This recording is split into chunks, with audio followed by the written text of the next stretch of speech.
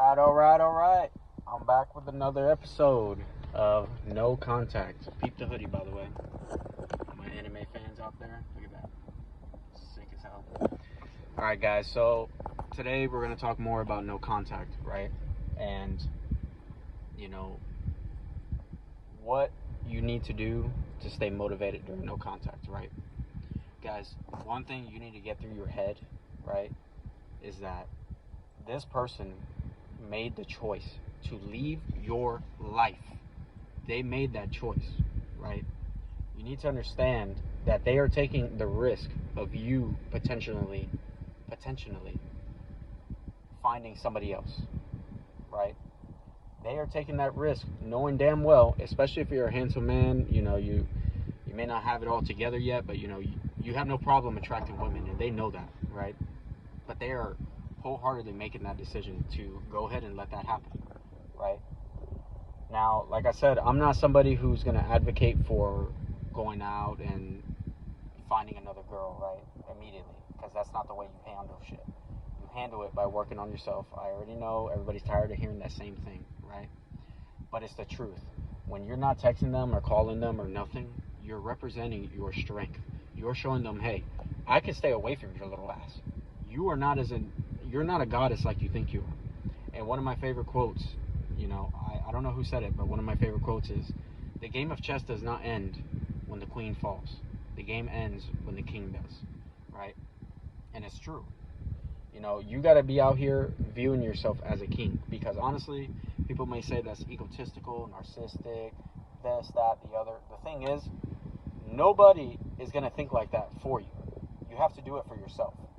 And if you're anything like me, during this relationship, she wasn't really complimenting me at all. She started complimenting me a lot in the beginning, right? Which is a major red flag. She was complimenting me a lot in the beginning, and then slowly, over time, very slowly, she pulled it back. So I peeped that, and I kind of noticed, I'm like, that's very interesting, And what it is that these girls, if you're a handsome man, they know that you look good. If you're dressing good, you're in shape, you got a nice jawline, got a good little beard trim going. They peep these things and they know it. But insecure women will try to put you down as much as they can. They will try so that you can, I guess, in a kind of a sick kind of mindset, they'll put you down so that you don't view any other woman that wants you, or like you won't be able to tell if another girl wants you. You'll think you're nobody.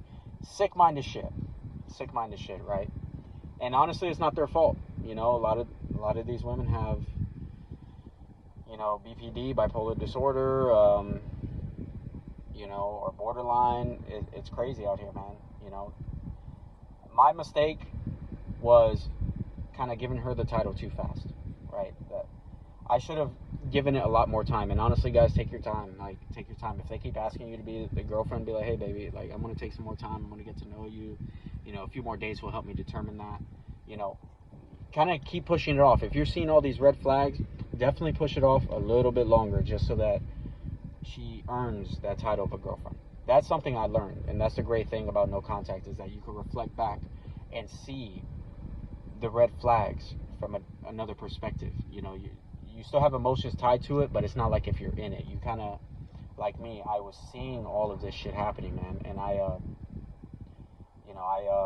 chose to ignore it, like a lot of us do. You choose to ignore the red flags, and it's a good thing, but it's a bad thing. It's a good thing because you're trying to see the good in the woman, you're trying to see the good in the person, you love them for who they are, right? You're trying to love them for who they are, but you can't ignore reality. That's the bottom line. You cannot ignore reality. And I've seen a lot of videos where they talk about things like that, where you can save yourself a lot of time if you have the red flags in your list. Everybody's got problems, right? But there's a certain amount of red flags and borders that you won't let cross. And if they cross them, you just gotta let them go. So I want these videos to be raw and unfiltered because I think it's genuine. I think that there's a lot of people there's breakups all the time, right? like I said, I went through one very recently that, it broke me down because I gave this girl my whole heart. I was trying my best, man. And honestly, people with narcissistic personality disorder, anything and everything you do is never enough. That's something I've definitely learned. You're always trying to please them. You're trying to do shit to make them happy, and at the end of the day, no matter what you do, it's never enough, guys. It's never enough. It's not your fault. Some people are just messed up in the head, But anyway, back to the topic. So staying strong during no contact. You have to, like I said, look at this from an outside perspective and understand what went wrong. Why did this relationship fail? If you're like me, I was not sitting and just letting things happen. I wasn't letting the disrespect go on. She would sit there and she'll call me a fucking idiot. She'll call me a dumbass, this and that. And I was like, oh, hell no. You're not going to sit here and talk to me like that, And I would do it in a calm, charming way at first, but over time, it just got worse. It got worse, right? And you got to put your fucking foot down. And if she wants to leave, let her ass leave. Like, you're not going to sit there in an emotionally abusive relationship, right? So pick your balls off the floor and put your foot down. There's nothing wrong with you having an opinion and standing up for yourself. Because at the end of the day, they do the same thing. So don't take shit, man. And another thing, right? To stay strong, you have to build yourself, build your body, meditate, build your mind. You got to get out there, man. Don't sit there in the house crying over yourself, feeling bad over what happened. It's okay to do that, right? But you have to reflect not only on how you were showing up, but you also have to reflect on how they were showing up. Because it takes two to tango. It takes two to tango. You can't just sit there and blame yourself for everything that happened. You can't, right? The only thing you could take control of is exactly what you did. Like me, I looked at things that I maybe said that came off insecure. Maybe, I could have worded something different. Like, it's okay, though. We all learn, right? But don't beat yourself up over a relationship that failed. Don't beat yourself up over it. You have to just get out there, hang out with friends, hang out with coworkers, you have to go out, get a couple drinks sometimes. Like, I like to drink, whenever I'm out with some coworkers, I like to just get Pinot Grigio and just drink a glass of that, like maybe one or two. Just hang out, conversate. Don't just sit there and, always constantly wondering what they're doing, because you're going to drive yourself nuts. You will. I have that kind of, I guess, personality trait where I kind of obsess over thinking about things, and I'm definitely getting better at it. I'm in the gym constantly twice a day, 6 days a week. I'm working on my money. I'm just hanging out with coworkers. I'm kind of getting out there, hanging out with more friends, and I'm trying to keep myself distracted, but also building myself at the same time. And that's what's important. You have to understand that if they want to come back, they can come back, right? My boundary is that if they were with somebody else after you, for me, for example, it's been about almost 3 weeks now. If they were with somebody else during that time and then they try to come back, you can't take them back. You have to have some sort of level of respect for yourself and do not take that person back.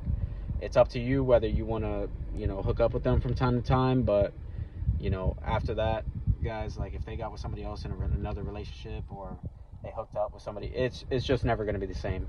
Like for me, I can't look at a woman the same if she did that to me. I just can't. And it sucks because you really wanted to work with that person, but there's no going back from that. There really isn't. There's no point in going back to somebody after they've been with somebody else. There just isn't. So staying strong during no contact, you just gotta, if you need to, put your phone on do not disturb. Listen to some badass music. Go on TikTok. TikTok has great music that you can find, and then search up on YouTube. Listen to that. Get your rage up. I love feeling rage. I love it because it makes you want to be better. You have that hunger to just, become a goddamn animal.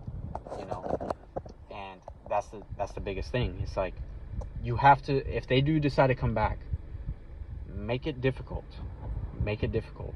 Don't be an ass, but make it difficult. Like, be kind of nonchalant. Like, don't be so enthusiastic with your responses. If they want to hang out, if she wanted to hang out, I'd be like, sure, let her do the planning. You know, especially if you already try to make 1 to 2 dates and they decline, fuck that. Let them bring it up. If they want to see you, they'll see you. They'll want to see you. They'll let it be known if they really want you, right?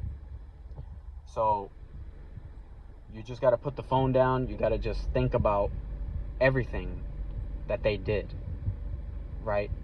And sometimes, a lot of times during the heat of the moment, where we're like, you know, we're kind of spazzing out. We're like, man, you know, she broke up with me. I kind of want her back. You know, Corey Wayne says it best. He says that rejection breeds obsession, right? Rejection breeds obsession. So when you're feeling that way, because I understand where you're coming from, when you're feeling that way, take a step back, breathe, meditate, and ask yourself, do I really want this person back? And analyze the relationship and their behaviors, the disrespect, you know, the constant boundaries that were being crossed. Analyze all of that behavior and then ask yourself after. Be like, do I really want this person back after everything that they did? And they knew I had a problem with it, but yet they continued to pretend like you were the problem because you had a problem with the actions that they did, right? That was my scenario. It was a lot of crazy stuff that, honestly, even when I talked to my grandmother about this stuff, she couldn't believe I stayed as long as I did, right? And in the previous video, I said when I love hard. So it's a good quality, but it's also a flaw of mine that I need to work on. I need to understand. The biggest thing I think I've learned is that you need to know when to walk away. You need to know that. That is, to me, the biggest lesson I learned is knowing when to walk away. Because if not, the disrespect is just going to get worse and worse. And I'm going to create another video of, you know, the things I've learned. I got other plans for, you know, what I've learned from dealing with a narcissist. What I've learned were red flags that I should have peeped from the beginning, and I should have said, hey, you know, we could be friends with benefits, this and that.